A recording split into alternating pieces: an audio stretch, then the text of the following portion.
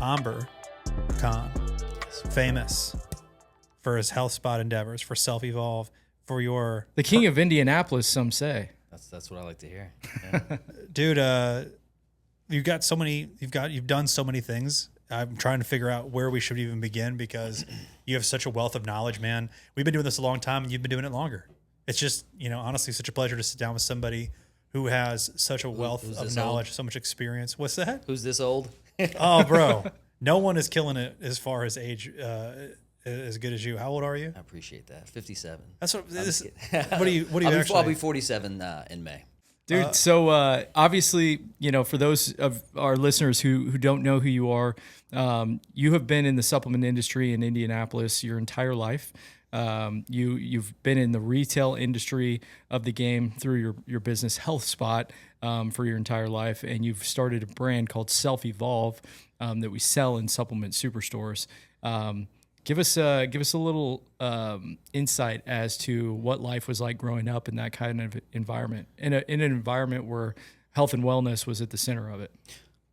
Yeah, so I'll take you back. Basically, let's go back to 1992.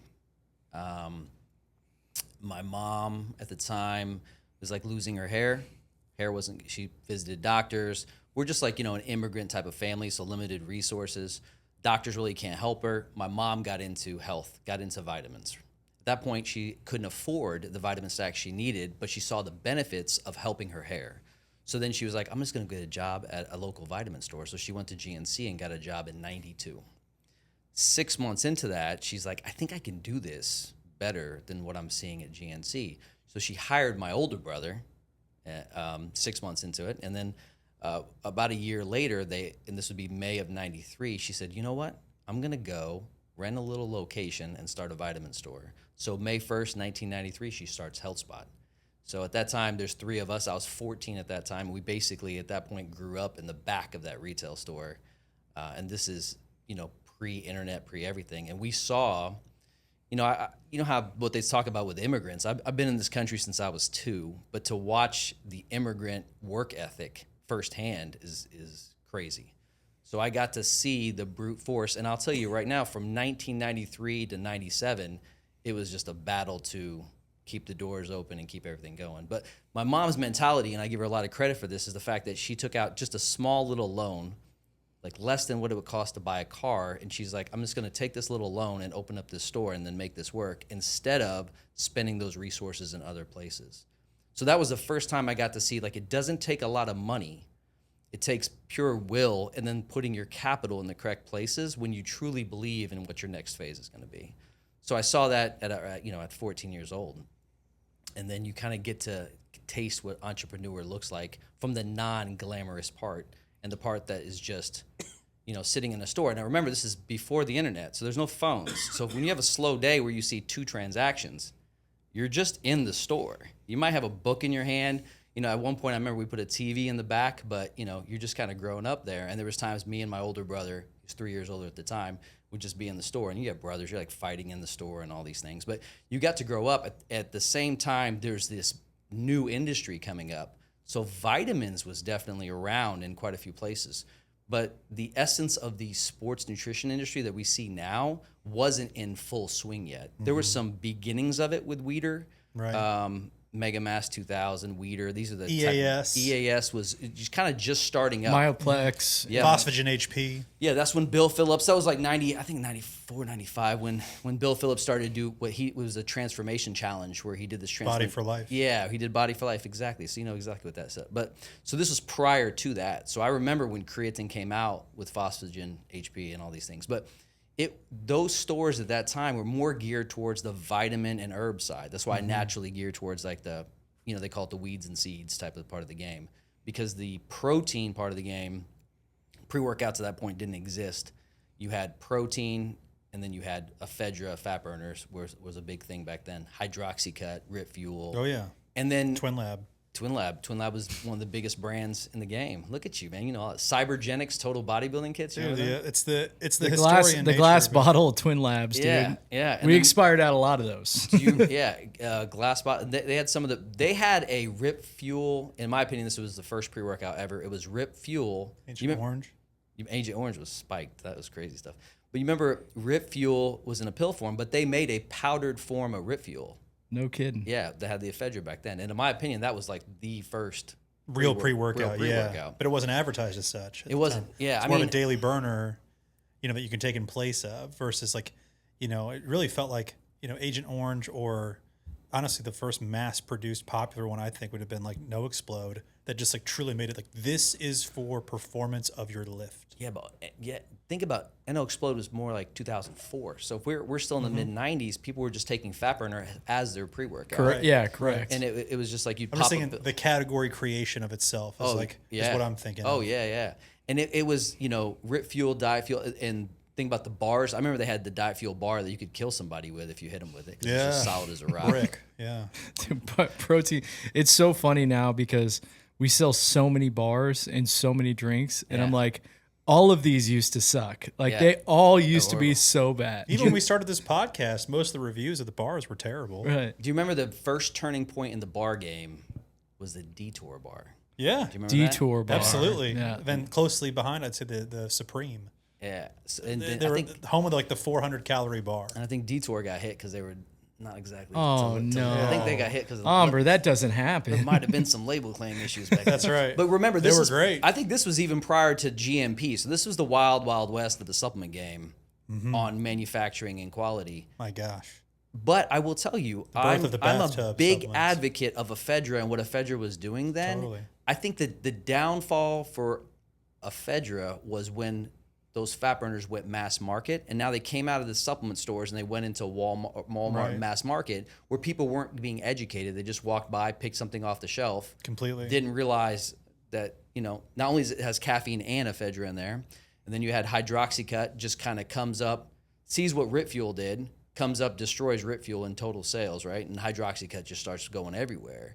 And I think something as potent as ephedra without the education attached to it was probably one of the biggest issues with, especially with how it was marketed, right? So, you can still get ephedra to this day at Walgreens right now in the form of Broncaid.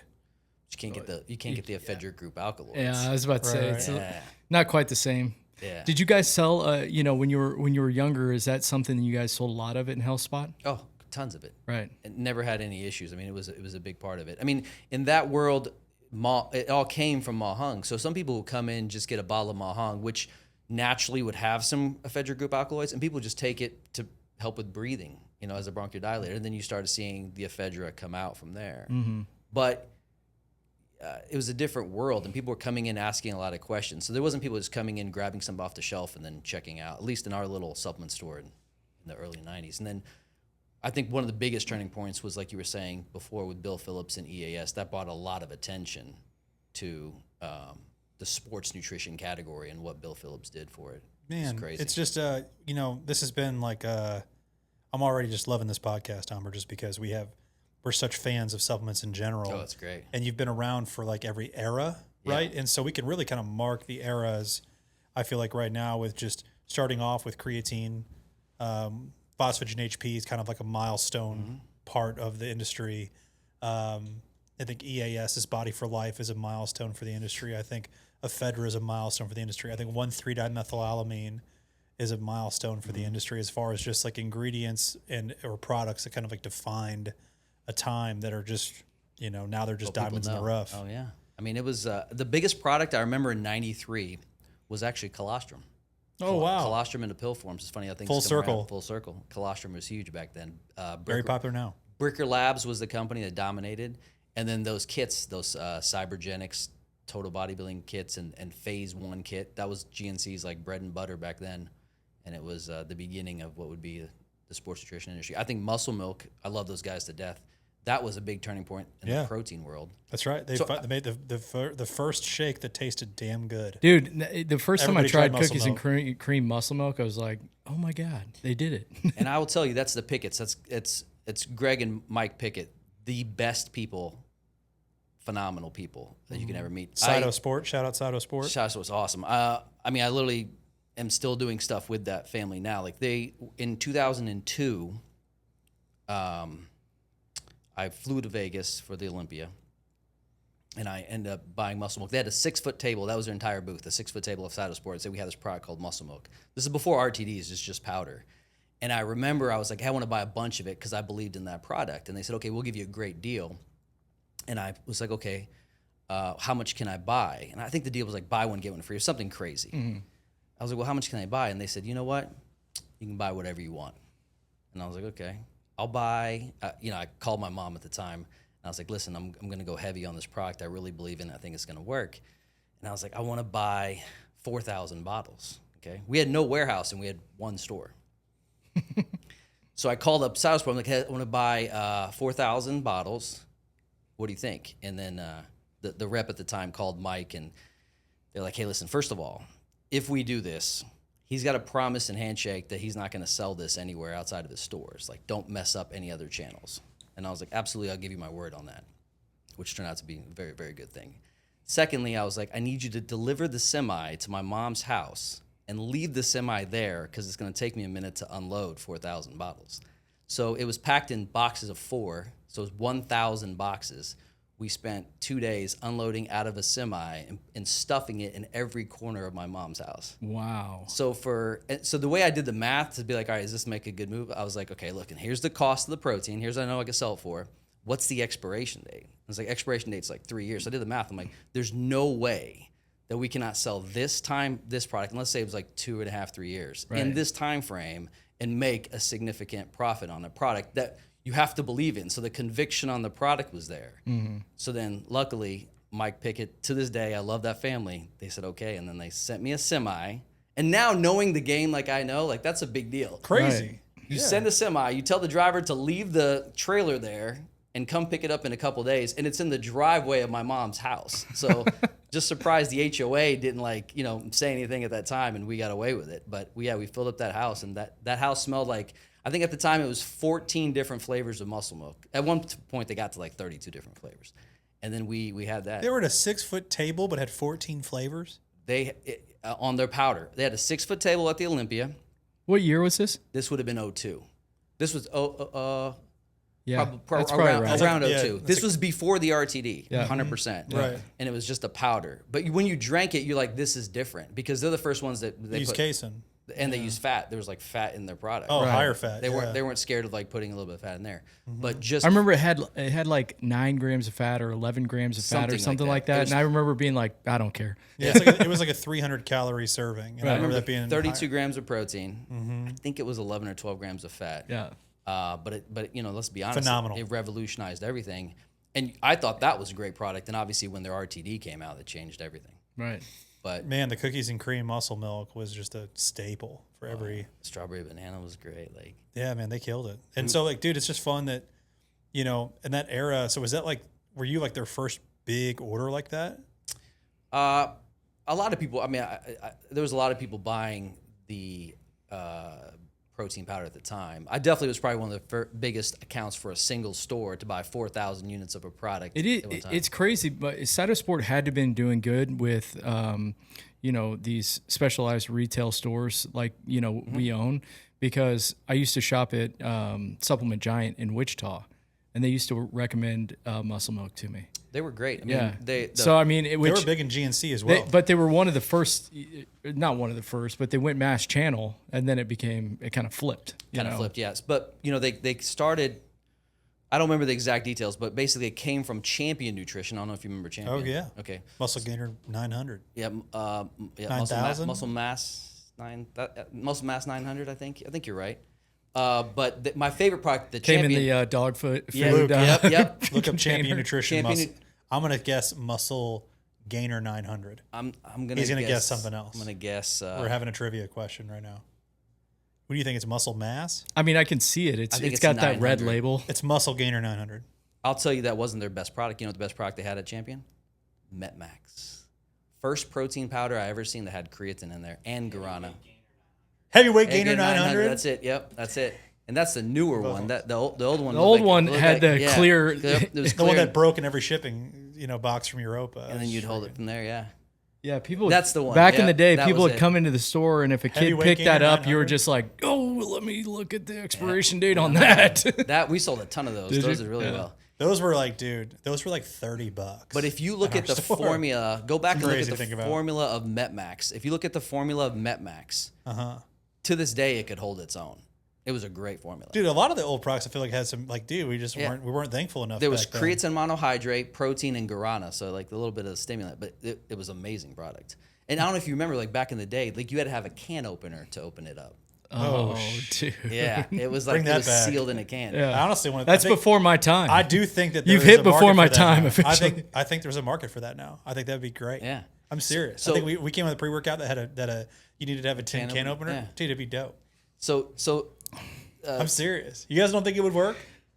It's like, I think- is it pre-workout or is it beans? I don't know. We'll figure it out. It's just more of like, like is this like, like a micro batch of some sort? just you know what I mean? the cool factor. Yeah. But I think Cytosports at the time where I got the muscle milk, Cytosports' #1 product wasn't muscle milk. It was Cytomax. Oh, Cytomax. Cytomax Cytomax, carbs, yeah. straight maltodextrin. Yep. So I'm pretty sure Cytomax, and I could be wrong on No, this. it had creatine in it too.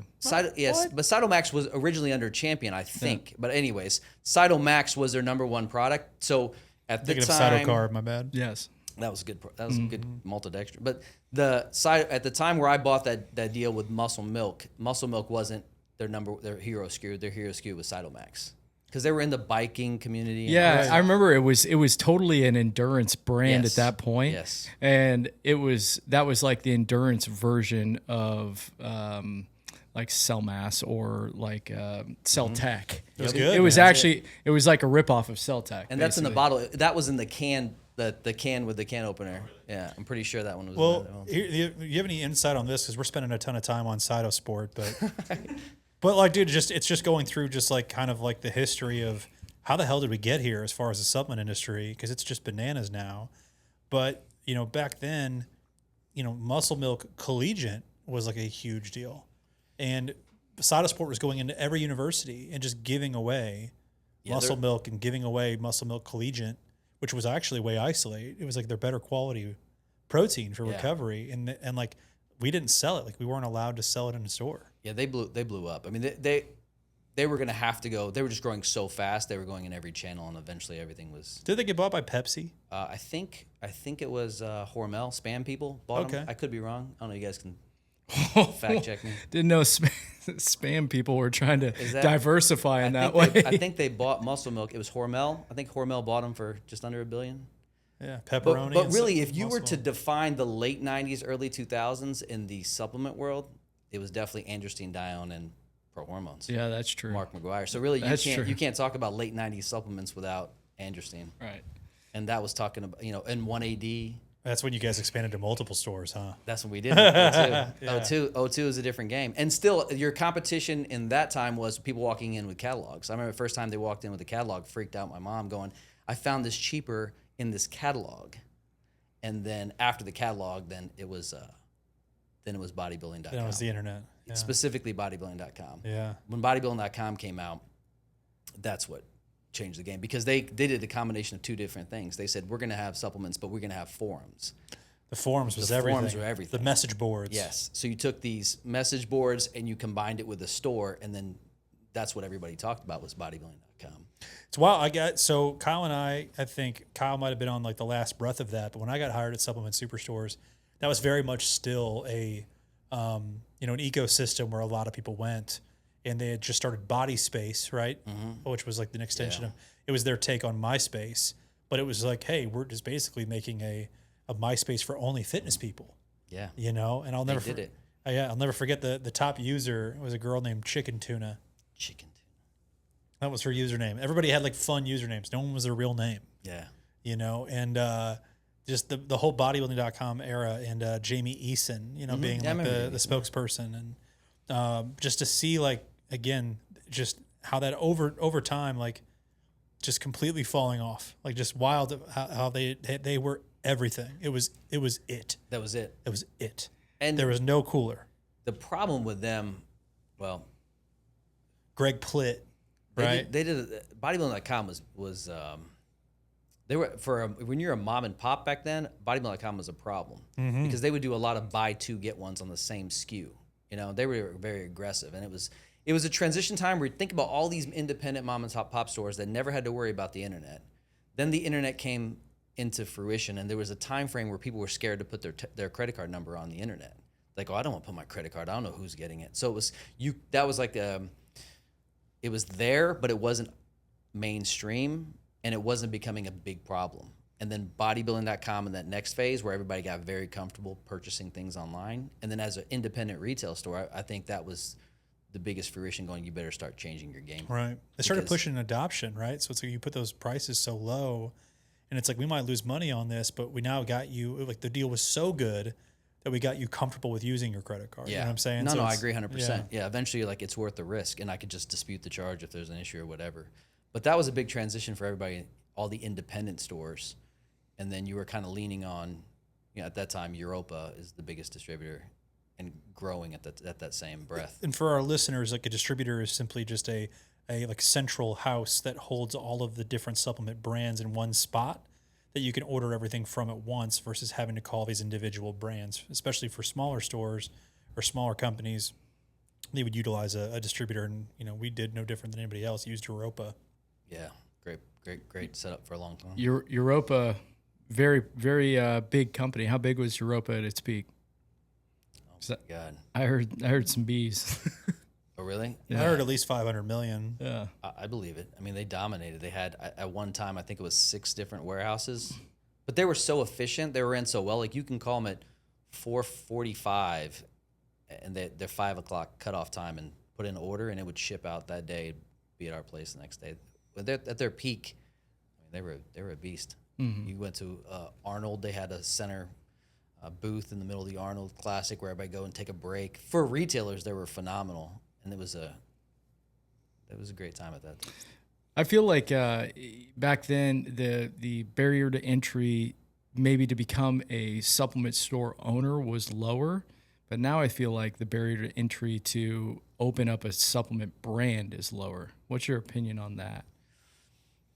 I think back then entrepreneurship wasn't cool. Right. So the barrier to entry back then was, it wasn't a lot, but you still had to sign that personal guarantee on that 5-year lease. That's what I always tell people when they want to open up specifically a retail store. If you don't believe in your idea where you're going to sign a personal guarantee for your lease, then that ain't for you. Right. So I think if you have conviction in what you're doing, you'll get past any barrier of entry, right?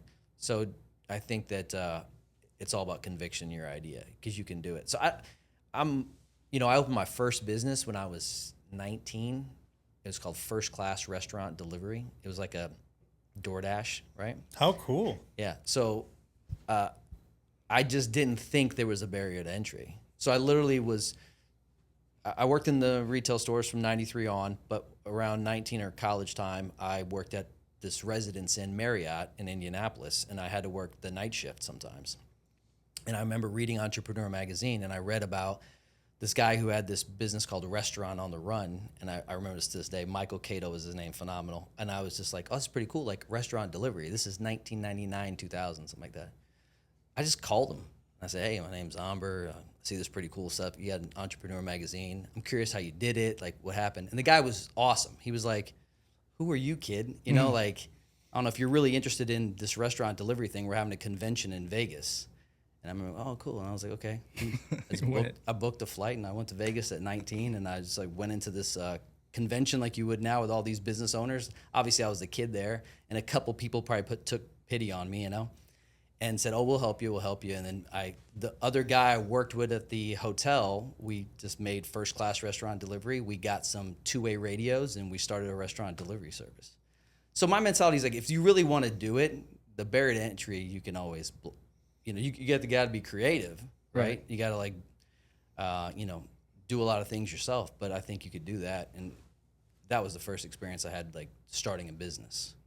But it really just came with just being curious and then making phone calls. And I think if you're curious and you try, we could figure out anything. I mean, you guys know that better than most, Right. So totally agree with that.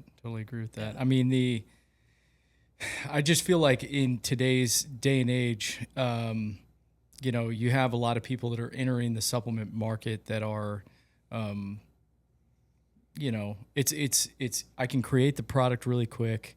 I can go D2C through TikTok by making it viral, and I don't have to have any knowledge as far as distribute. It seems like a cash grab a little bit, with some of these brands. Yeah, well, I think that it's something that, we've been a part of a lot of brands getting started and a lot of brands folding, or the rise and fall. We've been around for a lot of them. And I think the common theme is, if a brand is starting and it's because they're clearly looking for a cash grab, versus it being like, I'm here to solve problems. I'm here to genuinely build some kind of a product or brand line of products out that is there to solve problems that are genuinely found in the marketplace. The amount of people that are just like, we made a protein, we made a pre-workout, we made it, and it's like, why am I choosing yours? I have no idea. Like, what was the rationale of you creating this besides you thought you could make money off of it? And when people smell that, they can feel all that, Yeah, but I think some people, they have the audience and they want the cash grab. They're like, hey, I'll make 100,000 real quick. Let me get out here and launch a product and Sure. sell Mark it to my- Wahlberg's had how many brands? Yeah, launch it once or twice. Freaking 12 brands so far. I feel like he's had unbelievable amount. Well, I'll take you. Let's go back to the '90s, right? If having a supplement brand and launching it with a big influence is all you need to be successful, you remember InStone? No. Instone, not familiar with it. Yeah, we were 10. Sylvester Stallone had a supplement line. Oh, Damn. He Yeah. probably had multiple too. Yeah, it was InStone. He had a whole line of products. You guys can look this up. InStone. But out of all of his products, his number one selling product was when he launched it? Pudding. Oh, shit. Okay. InStone pudding. Yeah, so he launched a brand. MHP had some pudding that was not bad. MHP, yeah. So that was all after. He had the original. Yeah. In like a little can. At that time, there was like 3 or 4 companies that end up doing it. I don't know if you can find any InStone. Can you? Is that it?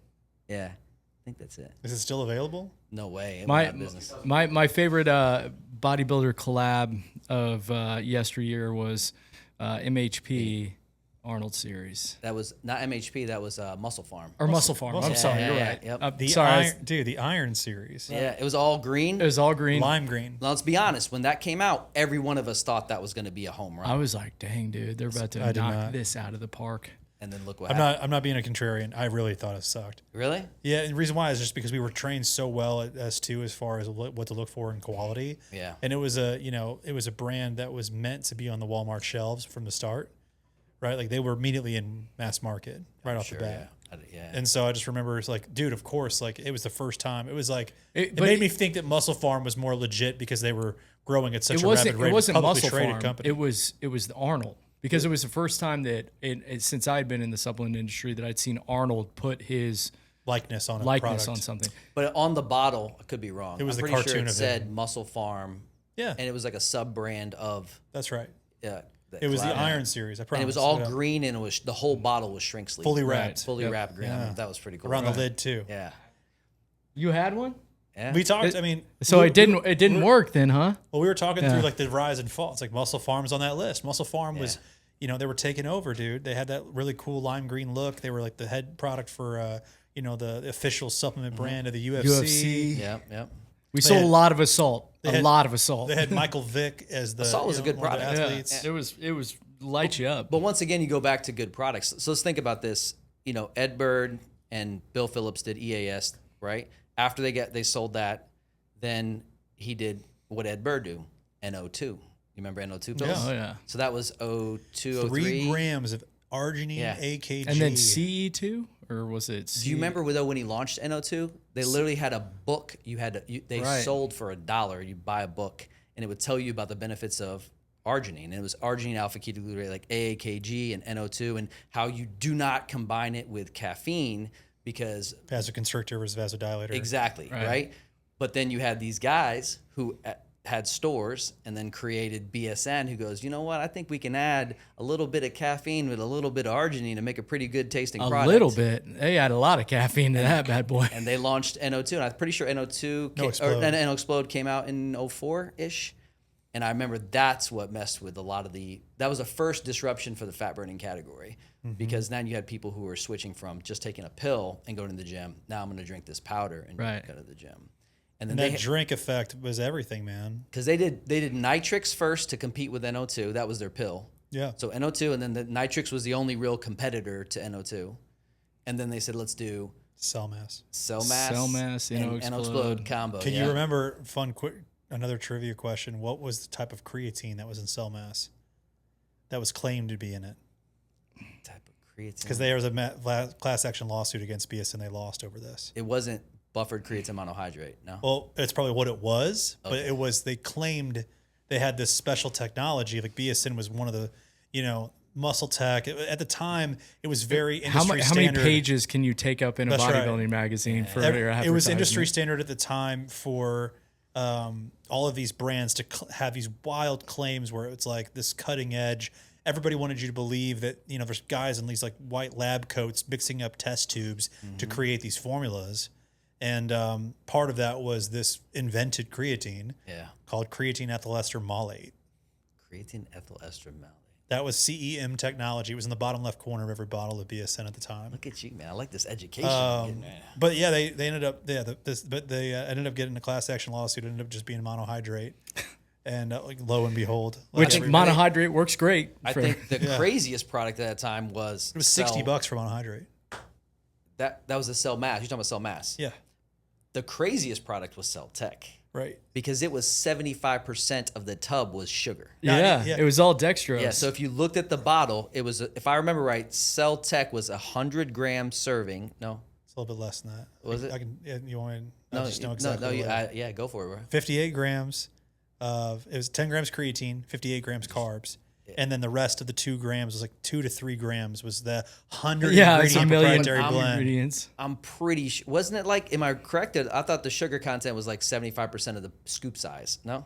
Oh, you're probably 100% Yeah, right on that. yeah. I'm saying that like the actual total grams. Yeah. Yes, 10, 58 to 3 grams. Well, look, if you've never taken creatine and you give somebody 10 grams of creatine and 50 grams of sugar, they're still going to see phenomenal results. phenomenal. Right. Gain, And it's remember, good, gain 8.8 pounds in 8 days. Yeah. And you remember back when creatine first came out, they said you have to take this with sugar, like Right. juice or something like that. Right. Don't ever take creatine. Still not a by bad itself. idea. Right. Yeah. But, it works without it. you Right. know? Right, Yeah, right, right. But yeah, back then it was like, oh no, you have to drink grape juice. I'm sure grape juice. Welch is went up. great. Yeah.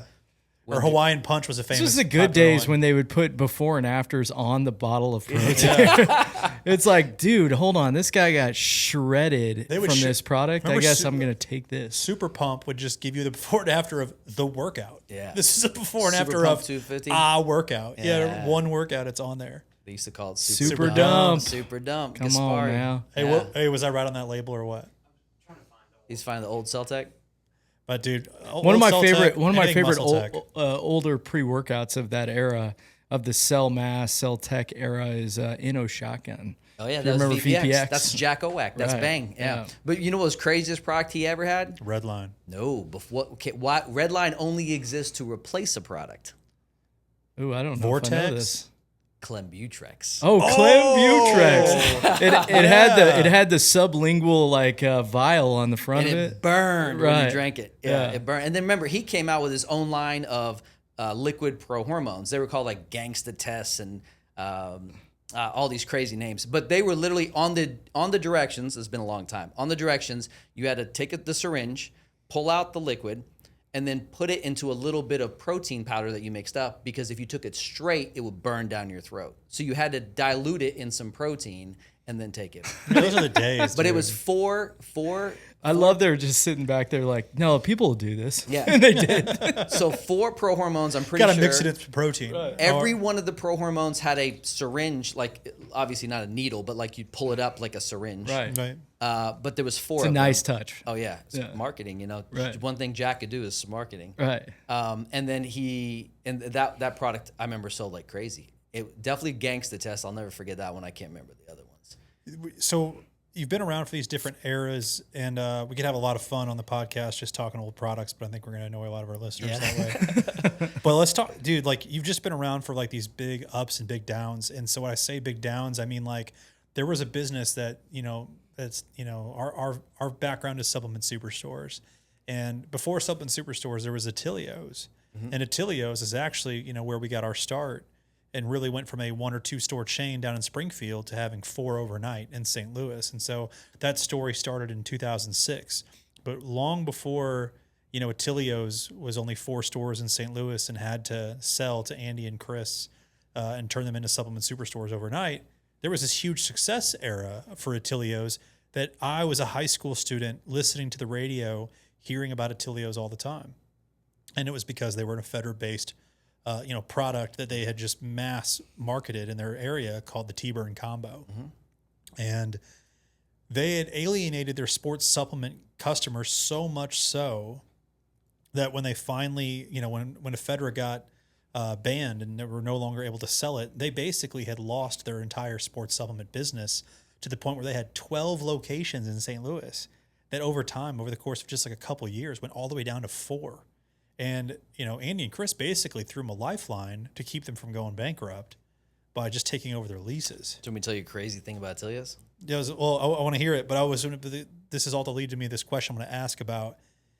Did you have any kind of close calls like that with HealthSpot because you've been around for this Wild West era where you could sell a Federer or M1Ts or, any kind of these androgenic products, and then all of a sudden, like the car, you get rug pulled, and if you put too much stock into those products, now what, right? So I just want to talk to you a little bit about those kind of times for HealthSpot over the years. But yeah, tell me about Atilios for sure. I love the history. Before we go to Atilios, covering that, let's talk about Atilios, then I'll go to that. Sure.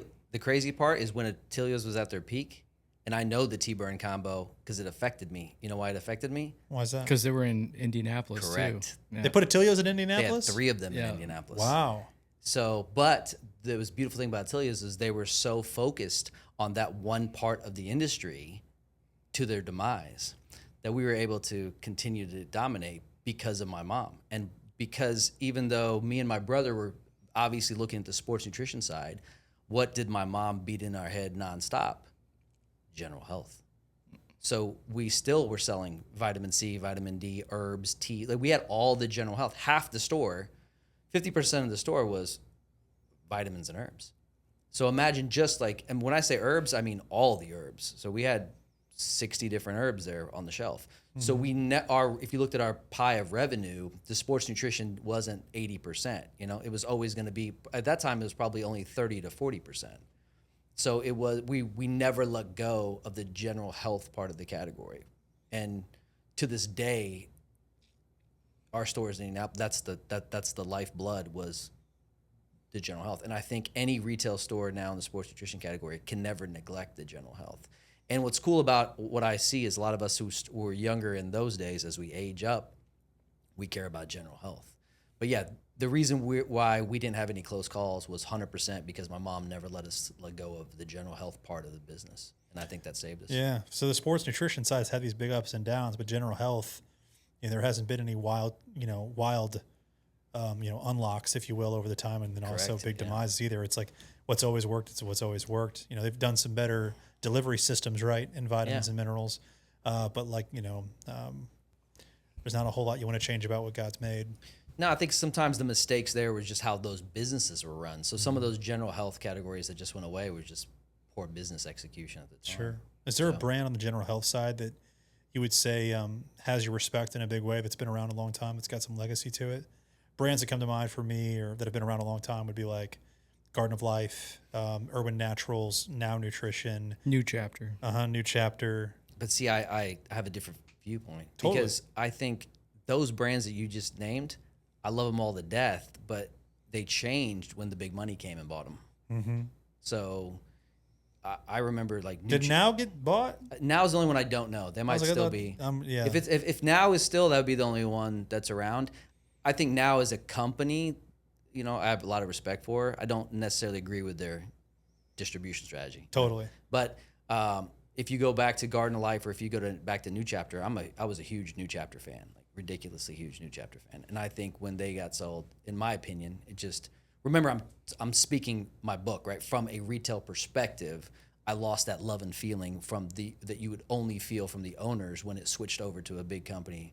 Same thing with a few other brands. I think Clorox bought New Life. You remember the New Life, the detox? They would do like detox stuff. But when that money came in, it changed those brands. I mean, I just saw it firsthand. And I'm not saying it's positive or negative. It is what it is. But the channel conflict, the protecting the specialty stores just disappeared with those.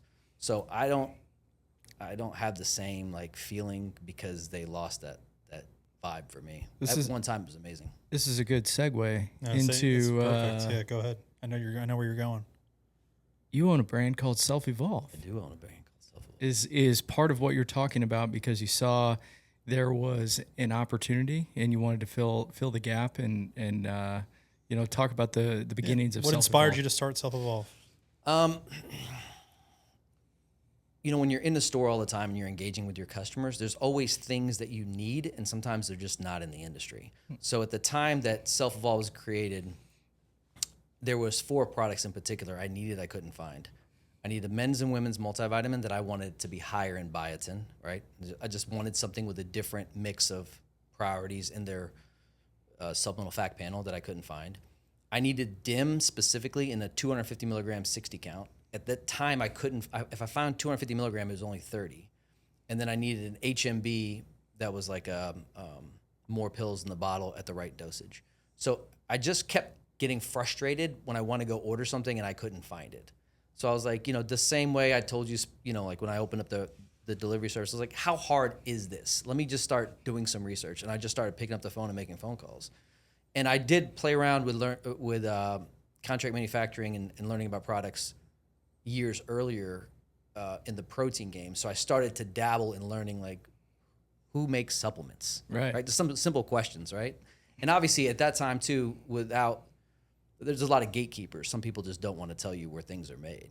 But then I was like, let me just start dabbling in, what does it take to make a brand? Who has the machines? Where do the raw materials come from? And you just go down this rabbit hole and like, I'm going to try to figure this out.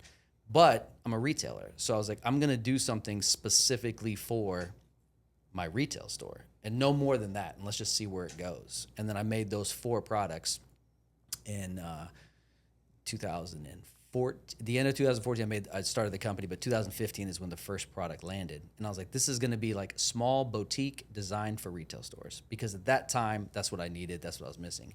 And then when I needed a specific either capsule count, milligram dosage, or a certain mix in a supplemental facts panel, I wanted to be educated enough to be able to do it myself.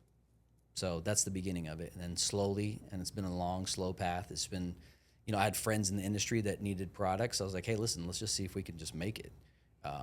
And with GMP, like, you can control quality, you can get into raw materials. And I'm like, let's just not make this, switching over to the business mind, let's make sure the back end of this is designed to be nimble and small. And we don't design the back end to be so thick and heavy that we have to start selling our soul or doing some things we don't want to do with the brand. Right. So what is our identity, and what channel are we going to try to avoid having, what channel are we going to be in so we can avoid the channel conflict? Because the channel conflict at that point in my life got me so frustrated that you help these brands, you're growing them. I'm not mad about it, but then all of a sudden they would go to a bigger channel and then you just lose everything. Mm-hmm. You guys have been there. Oh my gosh, yeah. Okay. The story of supplement retail. Yeah. You see what I'm Tale saying? as old as time. If you're Yeah. a boutique, if you're a specialty retailer, brands come in and they talk to you first. Yeah. We build a brand for them.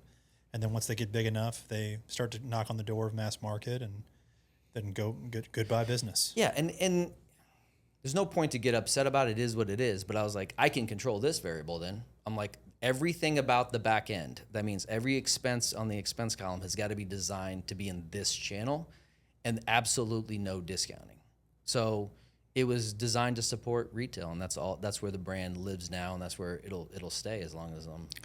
What was obviously your mom, having been in the industry for a long time, what was her thoughts on it when you first told her you were going to do it? Oh, she's always supportive. She's just like, this is my mom. You got to realize my parents came from like dirt village in the mountains of Pakistan. Mm. My mom then moved the family to Africa, where my dad was a teacher, then to Saudi Arabia, where my dad taught as well, where I was born, and then got into the U.S. I was like 2 years old when we came here. So risk-taking is just in her DNA. Right. And came to this country with, it's a typical immigrant story, 2 bags and no money, and then went to school, got her accounting degree, couldn't find a job, then had the situation with her hair and was like, I think I can go do this. So I saw that firsthand. She worked for a vitamin store for a year and was like, I think I could do this better, and then signed a lease and opened a retail store, So when you see those things, you have a different perception of what can be done or can't be done. Mm-hmm. So I think, she's like, yeah, this is what you do. If you're going to go do it, go do it. When I opened up the restaurant delivery service, she's like, did you do your research? You know what you're doing? I'm like, yeah, I think so. She's like, go for it. So she's always been a huge advocate of like, there's nothing can stop you. Just do your research and do it. You can't put constraints on your brain. Like if you guys like, oh, listen, we got to build another building. Okay, cool. Let's figure out who builds these buildings, right? How do you finance these buildings? What's step one? Probably the foundation. Okay, who does foundations? And you just work down that rabbit hole. And I think people forget the research is free. So sometimes when you're going to come up with an idea, just put the time in to do the research. If you're like, hey, let's build a bridge tomorrow, I'm sure we can figure that out. Like we can get a lot of information without putting a penny down. Right. It's the same idea when it came to the supplements. I know I went off on a tangent, but Well, it's all valuable stuff. yeah, the idea is like, you just decide, okay, this is what I'm going to do, and then let me go down that aspect. But my mom's always been, her delta of where she started to where she is now is so great that whatever I do in my life to have that same type of transition, that'd be very hard to compete with. What do you, whether it's Self-Evolve or HealthSpot, what is the biggest hurdle you've had to overcome with either of those businesses? And that could be, getting in a cash tight position, or that could be, having to deal with competitors. It can be market dynamics that, I think if you're an entrepreneur and you're in the business world, you really, it's what's in your head, right? That's your biggest challenge because you have to fight through those hard times, right? So the biggest challenge is to stay positive when everybody around you is telling you to give up. So, when I took over the business fully, it was in the summer of 2008. And then I met my wife like a month later, right? So this is perfect time to be in business. Oh my gosh. Perfect. I was 29. She was. Yeah, you weren't stressed at all. She was 22, and I'm like, we just met. I'm like, listen, I just took over this business, and then November happened. That's when everything fell apart, right? And I was like, hey, listen, this is what I'm going to do. It's going to take a lot of work. I don't know how this ride's going to be, and thank God, she's stuck by my side this long. So, but it's that was the hardest time, probably going into 08, 09, when everybody around you's like. I remember I went to the bookstore and I got an LSAT book because everybody's telling me I should be a lawyer, and I was like, maybe they're right. Maybe I need to give all this up and go to law school. And I remember I bought the LSAT book and it was sitting in the retail store, and I was looking at this book and I'm like, I don't want to be a lawyer, I'm like, let me just double down on this and let me just try to figure this out. But I think that's the biggest challenge. If you're gonna do your own thing, if you're gonna try to really do it, you better believe in you, and you better be able to believe in you when everybody. I remember a time where my mom, my wife, everybody is like, stop. The numbers aren't adding up. Just you got to stop, and you just have to push through. Because when you've done something and that's what you do, that's just what you do. And I'm like, I'm okay. I'll just go down with the ship. It is what it is, and you got to push through that. And I think every entrepreneur, I'm sure you guys have had those moments where you just have to push each other and make it happen when other people probably don't think, or they think what you're doing is a pipe dream, but you believe where it's going to go. Am I right in that? Of course. Yeah. Yeah. I mean, man, ours, you're nailing it. the biggest for us was the period of time before we became franchisees, in that where basically everyone's like, you're still working there? Like, what are you doing? Yeah. And it's kind of like what you just said. It's like at one point it was like, yeah, this is what I do, It became easier to address those kind of concerns or those kind of doubts. And because the truth is we never doubted it. It was just more of everything, I think, takes longer than people anticipate. 100%. And like we talked about today earlier in those breakout sessions, it was like, you just honestly haven't done what it takes to figure out if it's worth it or not. That's just what if it's not clear, it's because you just haven't worked hard enough yet. And man, did I want it sooner than I deserved it. That's just the truth. And then always when you look back, you're like, oh, it came at the right time. Right. But I do think looking back and the fact that you pushed through that, the win tastes that much better. Right? Oh yeah, man. And the win gets redefined. So let me clarify win, but you have to do it. First of all, I don't even know if it's like a new boss level, man. It's just you unlocked a new boss. Exactly. And now you're going on to the next level, but sometimes you don't know there is another boss, and sometimes it feels like that's the only one, that's got to be the final boss, right? And then you get through it and you recognize you can carry more and take on the next thing. And I think the idea of what can you live with, right? If you're going to, when you're 70, are you going to be okay with not trying that or not pushing through? And I could feel it. I was like, there's something here. I just got to push a little harder. When I signed that lease in 09, so we're talking about the financial crisis happened in November of 08. In 09, I signed our Avon location. And I remember I looked at Sarah and I said, we got to build this store with the TI money. So like, when you sign a lease, Classic. you'll get tenant improvement money. And I was like, this TI money has got to cover all the build out and the inventory. Yeah. And then I pulled every favor under the sun at that time. And once again, I stress this is the most important part of business. Be a man of your word, right? Like, stick to your ethics. Long run, you will win. And I remember in 2009 when I had to make that call going, hey guys, I need some help. Can somebody, and I just like, can I get some longer terms? Can I get this? You guys all know I will. I had no employees for almost 4 months. So Monday through Sunday, I was the only employee in that store, open to close. And I had other locations. So I would do transfers to other locations before the store opened, work the store, and then after the store closed, I'd have to do transfers as well. So that's why to this day, my wife's the greatest thing in the world, because she saw me Sunday afternoons when we closed at 5. It was a rough 2 years, and she was in school at the time. But, I loved it. It was a lot of work, but you guys have been there. Right. Those moments where, I'm sure when you first you kind of feel alive. It's like Yeah. when you are pushing yourself to that edge, it's like, you sleep. You sleep, you get home and you pour yourself into bed, and it's just like You earned that. you're freaking out, dude. You earned that rest. Yeah. And I remember I had this Acura I drove for like 13 years, right? And it got to the point where right before I traded it in for a Nissan Transit van, right? I literally took the passenger seat out of the Acura. I think it's probably dramatic, right?